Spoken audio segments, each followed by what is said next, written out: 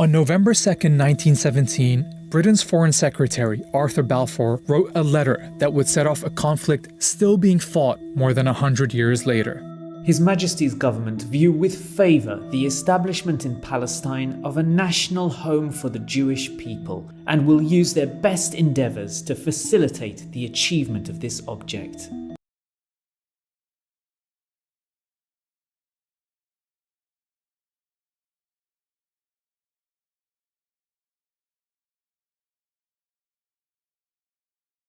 This is the story of the British promise that led to the destruction of Palestine and the creation of the State of Israel.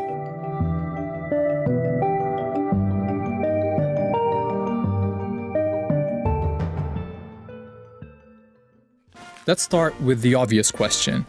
Why were the British making promises about other people's countries? The short answer: empire is one hell of a drug. This was World War I, and the British were making lots of promises.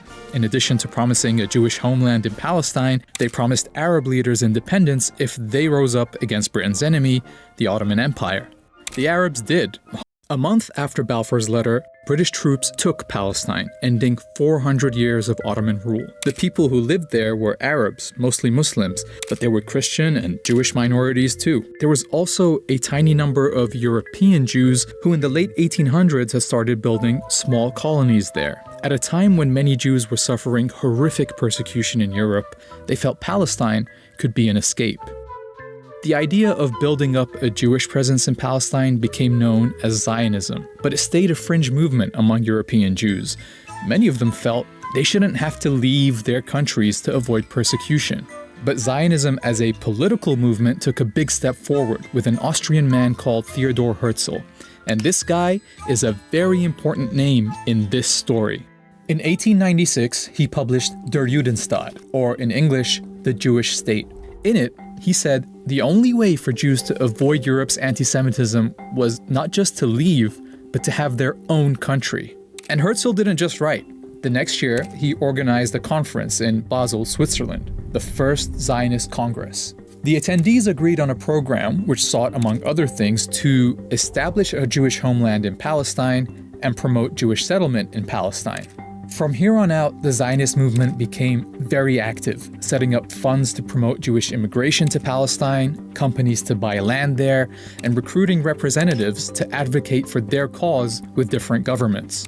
A few days after the conference, Herzl wrote this in his diary. At Basel, I founded the Jewish state. In 5 years perhaps, and certainly in 50 years, everyone will perceive it. He was only off by 1 year.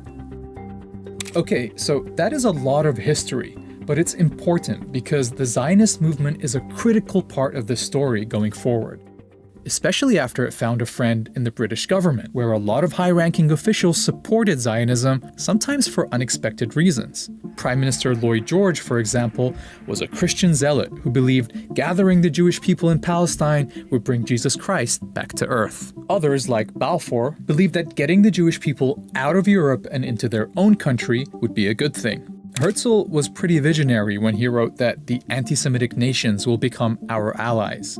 Meanwhile, the Zionists assured Britain that their future country would be a reliable ally.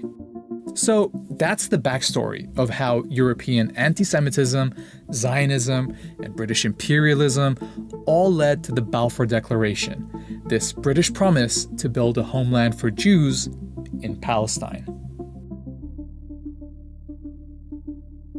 Now we're going to look at how Britain did that. World War I had been a conflict between rival empires, and the winners set up the League of Nations to distribute the losing side's territories between them. They called it the Mandate System, putting territories once controlled by the Ottoman and German empires under the, quote, tutelage of advanced nations until they became independent. Britain was given the mandate over Palestine, but the Palestinian people were never asked what they wanted or what independence would look like to them. Listen to what Balfour wrote to one of his colleagues. For in Palestine we do not propose even to go through the form of consulting the wishes of the present inhabitants of the country.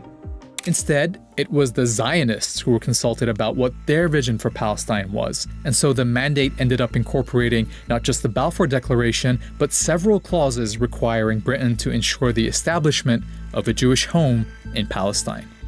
British rule was very accommodating to the Zionist project. The Jewish community in Palestine grew with big waves of immigration. They had their own schools and factories and even their own militia, the Haganah, and they were led by the Polish-born David Ben-Gurion, the leader of their representative body, the Jewish Agency. To the Palestinians, it was clear that Britain wasn't delivering them independence. It was delivering their country to other people. In 1936, they went on strike. British forces tried to break the strike with arrests, torture, mass punishment, and executions. Leaders were exiled, weapons confiscated, and houses blown up. Palestinian fighters attacked British and Jewish targets, while British and Haganah forces would carry out joint raids on Palestinian villages. Something had to change. The British government sent a commission called the Peel Commission to figure it out, but their proposed solution was typical. Just draw another British line on the map, divide the country, give this part to the Jews and this part to the Palestinians, and make that part of Transjordan next door. Oh, and because the Palestinians were a majority in the country, 250,000 of them would have to be removed by force to make the Jewish state viable. Remember, these were the proposals that were meant to calm things down. Spoiler, they didn't. Instead, the revolt continued until 1939. By which time about 10% of Palestine's adult male population had either been killed, injured, arrested, or exiled. The British government really needed a solution. So here comes another report. The Commission is studying the 20-year-old Jewish settlements in British-mandated Palestine. The 1939 White Paper created a conflict between the British and the Zionists for the first time, because it rejected partition and said the solution was for Palestine to gain independence within 10 years, with everyone living there sharing it together. Crucially, it also imposed severe limits on Jewish land purchases and immigration. To the Zionists, this felt like a betrayal. In response, some set off bombs across the country, killing dozens of Palestinians. But soon, everyone was distracted by something much bigger.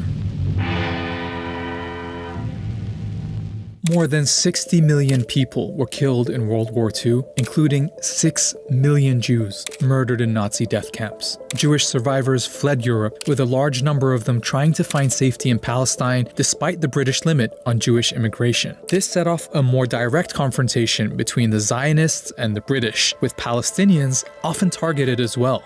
The Zionists knew two things. Militarily, they were stronger than the Palestinians, and Britain was exhausted by World War II, so it wouldn't have the stomach to keep fighting in Palestine.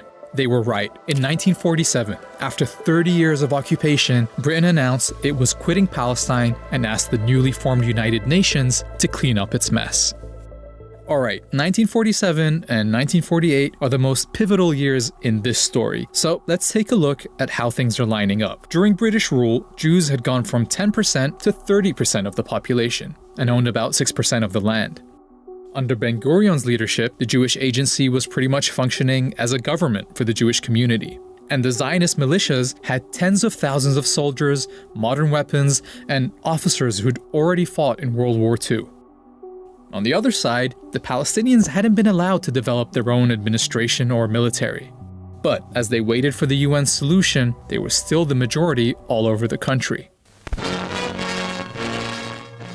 In November 1947, the UN, then only made up of a fraction of the world's countries, voted to partition Palestine. This plan marked off 55% of the country for a Jewish state, but the UN never explained how it could be a Jewish state when half the people in its territory were Palestinian.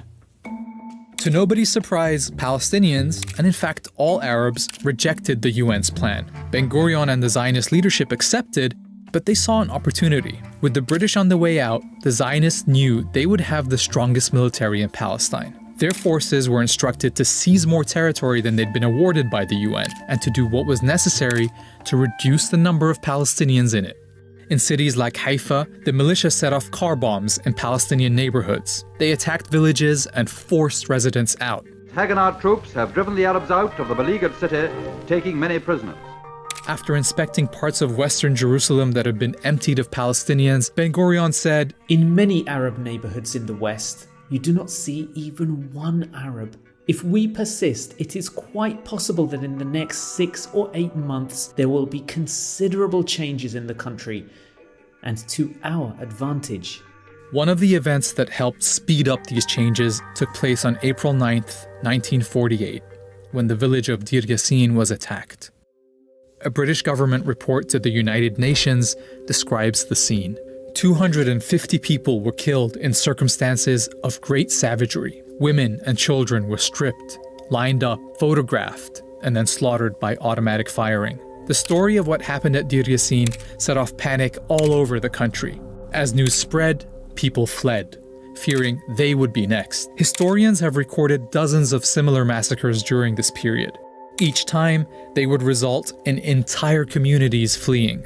By the time Britain ended its mandate on May 15, 1948, 250,000 Palestinians had fled. The night before, David Ben-Gurion announced the founding of the State of Israel, with himself as its first prime minister. He was standing under a giant portrait of Herzl, 51 years after Herzl had predicted this very moment. The Zionist militias came together as the newly formed Israel Defense Forces, but the fighting wasn't over. With the British out of the way, soldiers from several Arab countries entered Palestine. But the Israeli army was better equipped, better organized, and unlike the Arab armies, had a unified command and backing from several European countries. Israeli forces pushed into places that the UN had assigned to the Palestinian state, like the towns of Lidda and Ramle. 50,000 people were forced to flee from there, many on foot, in what became known as the Lidda Death March. After being emptied, the towns were given Hebrew names, Lod and Ramla. Like in many other emptied towns, the buildings and homes were taken over by the new Israeli state and given to Jews. By the time the UN secured an armistice, 3/4 of the Palestinian people had become refugees. In Arabic, they call this the Nakba, literally the catastrophe. The new state of Israel made up 78% of what had been Palestine. The remaining parts were annexed by Jordan or taken over by Egypt. A year later, the UN passed a resolution calling for all Palestinian refugees to be allowed to return home. They never have been. Palestine had been erased. In the decades since, attempts to resolve this conflict have again tried to partition the land. With each successive attempt, the territory offered to Palestinians in their historic homeland shrinks even more. Ironically, Israel is still struggling to maintain the population advantage it gained in 1948 when it forced all those people out, because in 1967, it occupied the West Bank and Gaza, bringing all the Palestinians living there under its rule. And so today, the population of Jews and non-Jews in this land is roughly equal. But those living under occupation have no rights, no citizenship, and no prospect of independence.